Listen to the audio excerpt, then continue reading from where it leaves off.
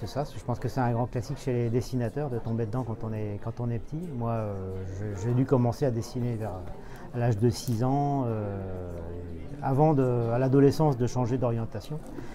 Et puis d'y revenir après avoir entamé déjà une vie professionnelle dans d'autres domaines.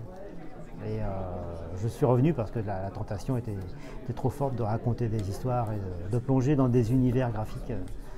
C'était trop irrésistible. En fait, ça faisait longtemps qu'avec Corinne Bertrand, qui était l'éditrice qui a développé ce projet-là en Chine, ça faisait longtemps qu'on voulait travailler ensemble, on avait des projets qui n'avaient jamais abouti. Et puis un jour, donc, elle travaille sur cette collection qui a d'abord été éditée en Chine avec un éditeur chinois, qui ensuite l'a vendue dans d'autres pays, dont la France, et c'est Delcourt qui a acheté les droits pour la France. Et donc elle m'a proposé ce projet-là parce que elle savait que j'aimais bien dessiner des ambiances de la Chine ancienne, que je connaissais bien la culture chinoise ancienne aussi. Donc j'avais déjà tout un background qui faisait qu'au niveau feeling, ça collerait bien avec ce que j'aime dessiner. Donc elle m'a proposé ce projet-là. Donc c'est une collection où il y a 15 nouvelles à adapter. Chaque binôme d'auteur ou auteur individuel, comme c'est mon cas, avait une nouvelle à adapter. Et dans cette collection-là, c'est surtout de la science-fiction. Et moi, c'était la seule où il n'y a pas de technologie, il n'y a pas d'extraterrestres, il n'y a pas de rencontre avec les autres planètes. C'est vraiment, ça se passe dans l'histoire ancienne, mais il y a un côté un peu uchronie, c'est-à-dire qu'est-ce qui se serait passé si cet empereur avait rencontré un mathématicien. Donc on m'a proposé ce projet-là. Cette nouvelle était vraiment assez squelettique, hein. Vraiment au niveau du récit, il n'y avait pas grand-chose. Donc j'ai dû adapter énormément, c'est-à-dire créer des personnages, créer même une intrigue, parce qu'il n'y en avait pas vraiment dans la nouvelle d'origine. Donc ça m'a demandé pas mal de travail d'adaptation. Donc voilà comment c'est arrivé chez moi, c'est parce qu'on savait que j'aimais bien dessiner la Chine ancienne. Alors ce qui m'intéressait là-dedans, c'est justement la rencontre entre c'est encore le cas à toutes les époques, c'est la rencontre des dirigeants avec finalement, non pas de la technologie, mais disons toutes sortes de possibilités pour améliorer le sort de l'humanité. Et finalement, c'est toujours utilisé par les dirigeants pour leur propre carrière personnelle plutôt que pour le bien de l'humanité. Donc dans ce cas-là, c'était ce mathématicien qui venait apporter au roi la clé à travers les mathématiques pour comprendre comment était écrit, comment les dieux avaient écrit l'univers, pour pouvoir donc améliorer le sort de l'humanité et permettre des choses. Il suffirait de réécrire le monde comme un programme pour en faire ce qu'on veut finalement. Et ce roi, lui, ce qui l'intéresse, c'est de se considérer comme une sorte d'élu par les dieux, par lui. Lui, il va devenir le grand empereur qui va diriger le monde entier. Et c'est ça qui l'intéresse. Et finalement, quand il voit que, je ne voudrais pas spoiler non plus, mais quand il voit que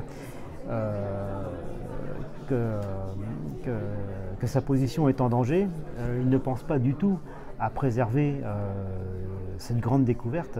Il préfère qu'elle disparaisse plutôt que ça ne lui apporte pas de bénéfice. J'y pensais un petit peu, justement, je pense à tous les efforts écologiques qui sont faits, mais qui sont très facilement récupérés pour les carrières politiques. Il y a cette dimension-là, effectivement.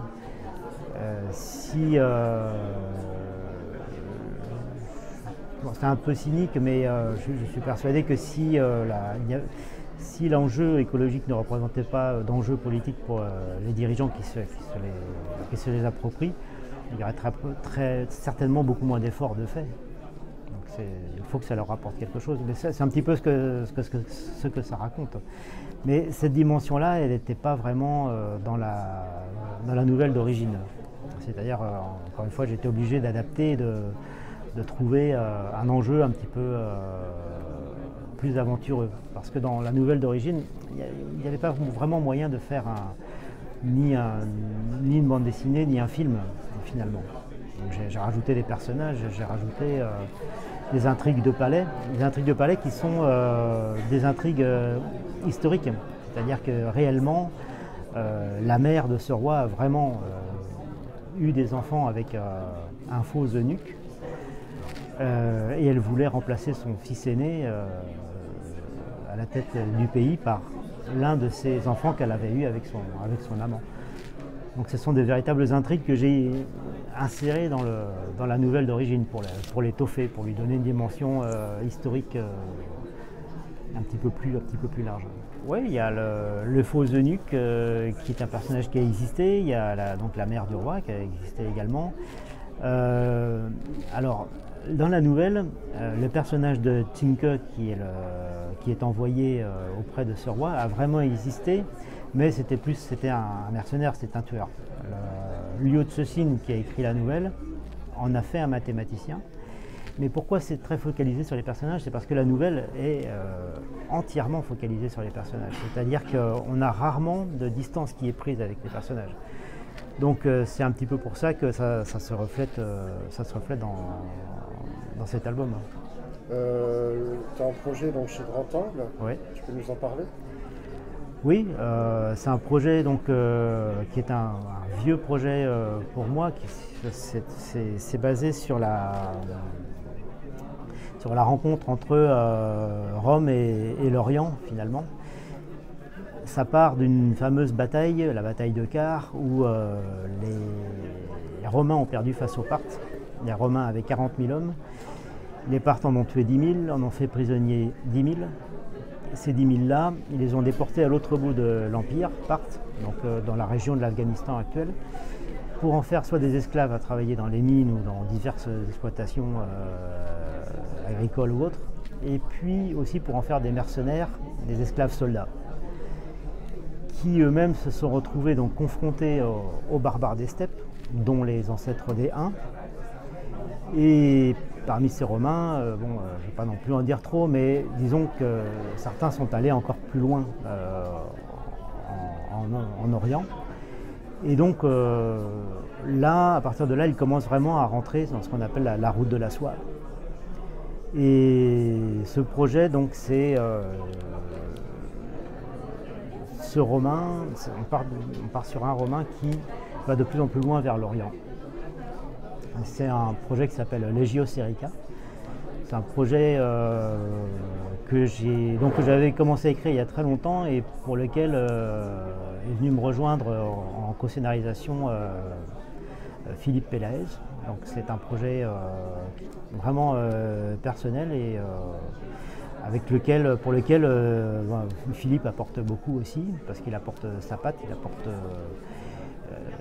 des nouvelles scènes, il apporte un œil nouveau, donc on travaille en ping-pong un peu. C'est très, très intéressant de travailler comme ça. Donc ce sera un gros diptyque, en gros pour un total de 200-220 pages en tout. C'est un projet personnel que je traiterai de la même façon, c'est-à-dire en couleur directe. Donc la technique ne change pas. On peut voir déjà quelques pages sur Facebook, sur mon profil. En fait, ce projet-là de la perfection du cercle est venu alors que je devais déjà commencer sur Legio Serica, mais j'ai pas pu résister à l'envie de travailler sur les costumes de la Chine ancienne, sur les ambiances de la Chine ancienne.